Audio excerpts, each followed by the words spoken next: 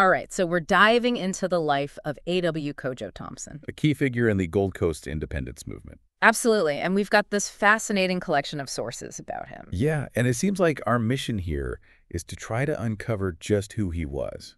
And why he's often called an unsung hero? Exactly, and what I find really interesting is that the sources don't always agree on his character. Oh, really? Yeah, some paint him as kind of a troublemaker, an agitator, Yeah. while others hail him as a true patriot. Wow. That's what makes this deep dive so exciting, though, right? Yeah. We have a chance to really sift through those conflicting perspectives. And come to our own conclusions. Right. So let's start with Thompson's early career and see if we can kind of trace the path that led him to becoming such a controversial figure. Sounds good. His career is a winding road for sure. Full of unexpected turns and bold decisions. Absolutely. Right from the get-go. Yeah. These sources describe Thompson in two almost completely opposite ways. So some saw him as an opportunistic agitator. Someone just stirring up trouble. But others considered him a fearless patriot. A true hero to the people. What could lead to such drastically different opinions about one person? Well, one event really stands out as a potential turning point. Okay. And that's Thompson's decision to accept a nomination to the Legislative Council. In 1926. Now, this was a bold move. I can imagine. Especially because it defied calls for boycotts from powerful groups like the ARPS. Which advocated for protecting indigenous rights. Exactly. And also the NCBWA. A group pushing for Pan-African unity.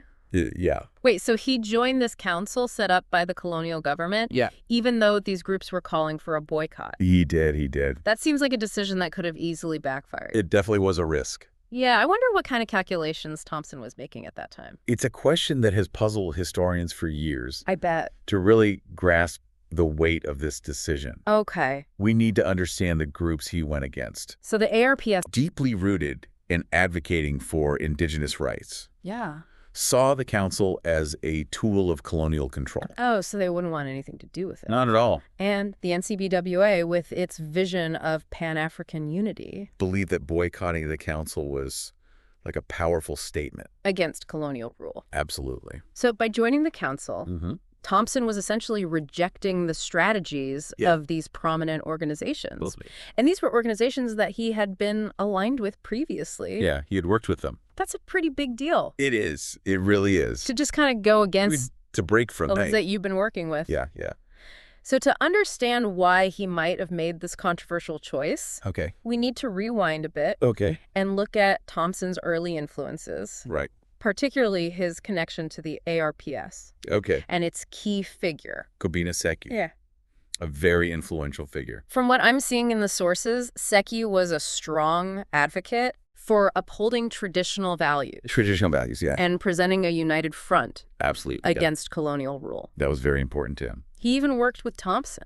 He did. On a legal case that challenged colonial authority over local communities. A very important case. And both Seki and Thompson opposed the 1924 Municipal Corporation Ordinance because they felt that it undermined traditional authorities. Yes, they saw it as a threat.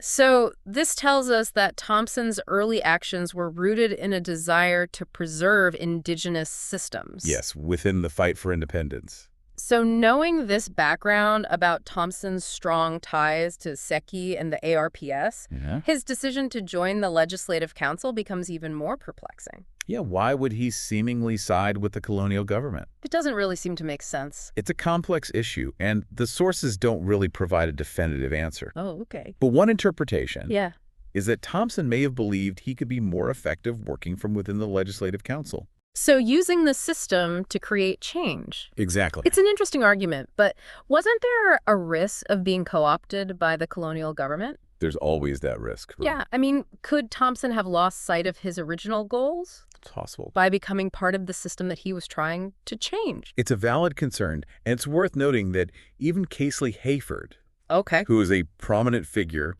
who was initially very critical of Thompson's decision, later acknowledged that working within the system could be effective. So he changed his mind. He did. About it. Yeah. So this choice led to Thompson being somewhat isolated from the educated elite? That's right.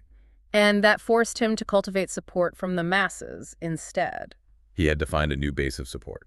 This seems like a significant shift in Thompson's approach. Absolutely. So by aligning himself with the masses, he's tapping into a different power base. Right, one outside the traditional circles of influence. And this is where his story takes a turn towards a more radical form of nationalism, because he starts forming alliances with figures like Nnamdi Azikiwe. Yes, very influential figure. And Ita Wallace Johnson. Both known for their fiery rhetoric and their willingness to directly challenge colonial rule. This alliance with Azikiwe and Wallace Johnson seems like a radical departure for Thompson. It was big shit. It's almost like he's saying that working within the system isn't enough. That's right. What do you think was driving this shift towards a more confrontational approach? Well, the shift towards radical nationalism, fueled by figures like Azikiwe and Wallace Johnson, signaled a turning point. Yeah. They tapped into a growing frustration among the masses, particularly the younger generation, who felt the pace of reform was just too slow. Yeah, they wanted change and they wanted it now. Exactly. And this signaled a potential shift in the entire independence movement. Wow. With the potential for more radical action on the horizon. So Thompson's journey takes him from working within the system to aligning himself with those who are actively challenging it. Yeah, he's really evolving in his approach. It seems like a natural progression given his growing frustration with the slow pace of change. I think so. And his desire to empower the masses. Absolutely. And this is where Thompson's embrace of Pan-Africanism becomes really important. Right. Because this idea was gaining traction across the continent. It was. And it advocated for the unity and self-determination of all people of African descent. Regardless of their specific location. So it's not just about independence for the Gold Coast. Right. But a shared struggle against colonial rule across Africa and the diaspora. Exactly, a much broader vision. So Thompson's vision expands beyond the borders of the Gold Coast. Yes. He's connecting with a global movement that's challenging the very foundations of colonial power. That's right, it's thinking big. This is where things start to get really interesting. Absolutely. This Pan-Africanist perspective profoundly shaped Thompson's approach. And fueled his commitment to radical change. He wasn't just fighting for the liberation of the Gold Coast. Right. He was part of a larger movement for global justice and equality. Wow, so much bigger than himself. Absolutely, a visionary leader. Wow, it's incredible to think about the scope of his vision and the impact that he had. He was a remarkable figure. It's really remarkable. And this is where we see Thompson's actions start to align with this broader Pan-Africanist vision. Okay. For instance, his involvement in protesting the Italian invasion of Ethiopia in 1935 was a pivotal moment. That invasion felt personal to many Africans. It did. It wasn't just about Ethiopia. It was about a European power. Right. Asserting dominance over an independent African nation. Exactly. Thompson understood the symbolic importance of this event. Yeah. He saw it as a blatant act of aggression that exposed the hypocrisy of European powers, claiming to uphold these ideals of civilization and progress, while simultaneously engaging in colonial exploitation and violence. So he seized this moment to kind of galvanize public opinion, to make people see the connections between what was happening in Ethiopia and their own struggles against colonial rule in the Gold Coast. Precisely. He organized rallies, gave fiery speeches, and used this event to further a sense of Pan-African solidarity. So this wasn't just about Ethiopia. It was about the shared struggle of all people of African descent against colonial oppression. Absolutely.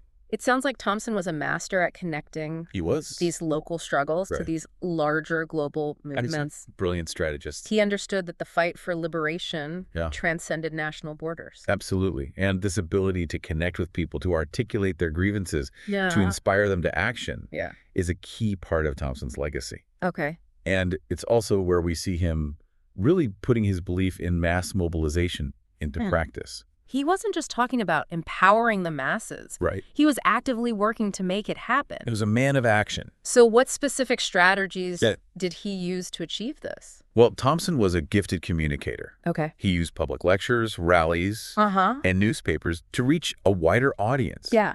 He knew how to speak to people's hearts and minds. Okay. To make them feel like they were part of something bigger than themselves. He wasn't afraid to use strong language to stir up emotions. Not at all. And to challenge those in power. He was a fearless advocate. It sounds like he was a truly charismatic figure. He was. But beyond charisma, Thompson had a keen understanding of how to organize and mobilize people. Right. He helped form trade unions, encouraged boycotts, and used every tool at his disposal to challenge the colonial establishment. He was a master organizer. This approach, this focus on grassroots organizing and empowering the masses, seems to have had a profound impact on the Gold Coast's political landscape. It did. Thompson's efforts helped to create a more politically engaged and aware populace.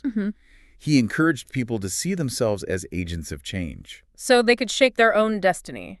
Exactly. He planted the seeds for a more radical and inclusive form of politics, one that went beyond the narrow interests of the elite. Yes. And embraced the aspirations of the common people. Absolutely. And this shift in political consciousness is clearly visible in the emergence of Kwame Nkrumah. Okay. And the Convention People's Party, or CPP. Okay. In the late 1940s. Nkrumah, a figure many credit with leading the Gold Coast independence, was deeply influenced by the ideas of Pan-Africanism and socialist principles. He was. And Nkrumah built upon the foundation laid by Thompson and other activists who had spent years mobilizing the masses and demanding self-determination for the Gold Coast. So while Thompson's career ended under a cloud of suspicion with that bribery scandal, his contributions to the independence movement were significant and lasting. Absolutely.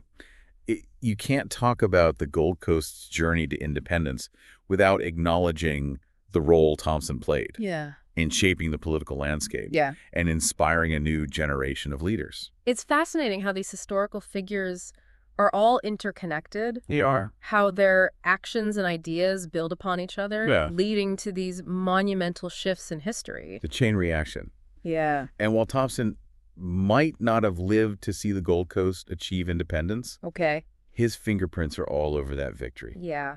It really is amazing to think about. It is. Even though Thompson's career ended with that bribery conviction, his ideas continued to influence the push for independence. They did. His impact went far beyond his own lifetime. It's a good reminder that sometimes a person's actions can have an effect long after they're gone. Absolutely. And, when we talk about Thompson's lasting impact, we have to talk about his relentless advocacy for indigenous rights. Oh, absolutely. He consistently challenged the legitimacy of colonial rule, arguing that the Gold Coast belonged to its native inhabitants. Yeah.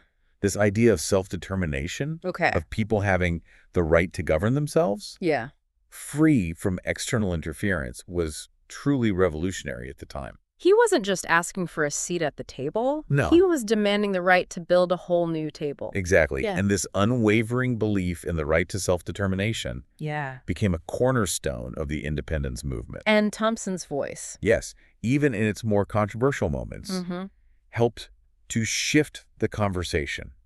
From seeking reforms within the colonial system to demanding complete independence. So he wasn't interested in just making the existing system more equitable. No. He wanted to dismantle it entirely and create something new. Something built on the principles of self-governance and autonomy. And this vision of a radical transformation resonated deeply with a growing segment of the population.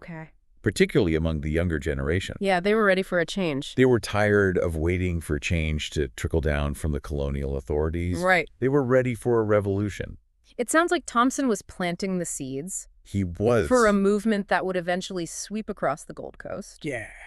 And lead to its liberation. Absolutely. And while Thompson may not have lived to see the fruits of his labor, his contributions were undeniable. They were huge. He helped to cultivate a fertile ground.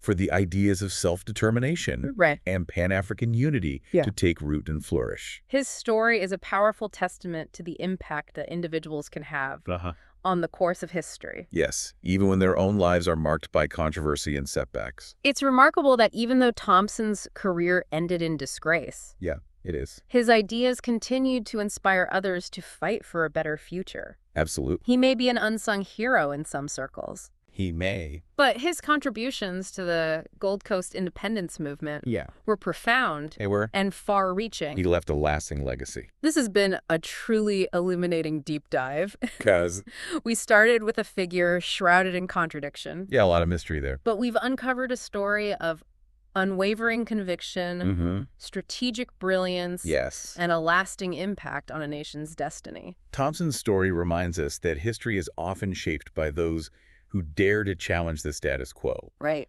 Those who refuse to accept injustice. Yeah. And who inspire others to fight for a more just and equitable world. That's a powerful takeaway for sure. Is. Now, we want to hear from you. Yes. What aspects of A.W. Kojo Thompson's story resonated with you the most? Let us know. Head over to our website and share your thoughts. We can't wait.